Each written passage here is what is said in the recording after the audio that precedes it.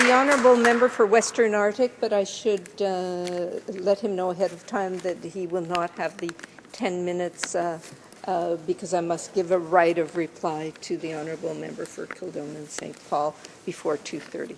So a few minutes.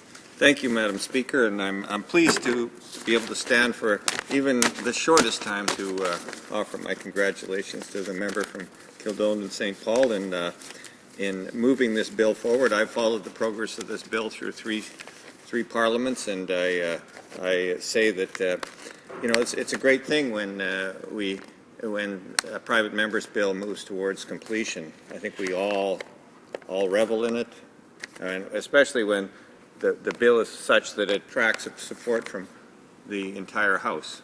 Standing as Canadians together, we support these endeavours by individual members of Parliament. And before I came into Parliament, there was a bill that caught my attention. It actually came from a Conservative MP as well. It was to remove the substance in cigarettes that kept them lit when they weren't smoked. And that took 20 years to get through the House of Commons.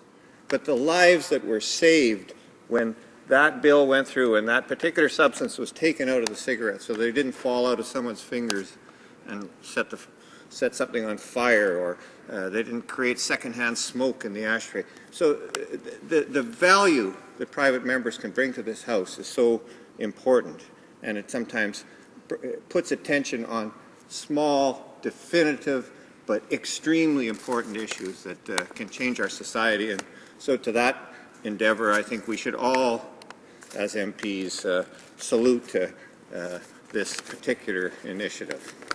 So having said that, now I could get on to the bill a little bit before I have my time runs out.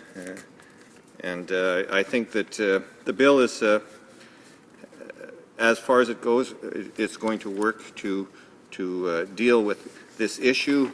I mean, to my mind, in some ways, society has to have a greater recognition of the nature of human trafficking. When we see the latest example of human trafficking in Canada, April 3rd, 2012, as the head of the Domator crime group, which was the RCMP claimed was Canada's largest human trafficking ring, was using males in the construction industry as slaves in Hamilton, a large city with labor unions, with inspectors, with a city municipal administration, with better business bureaus, with all those things, and our society couldn't recognize what was happening, or could it recognize perhaps that this was going on? We've picked off the head of this organization, but we haven't changed society that says it's important that we understand the people that are working for us, that we understand what is going on in our society around us, that we understand what our communities represent.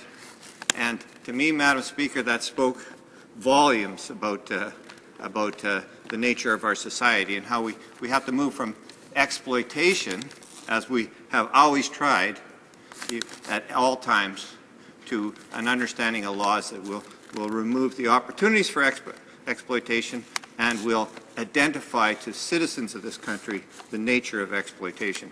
And certainly if this example of this person in Hamilton doesn't get attention in the construction industry right across this country, there's something wrong.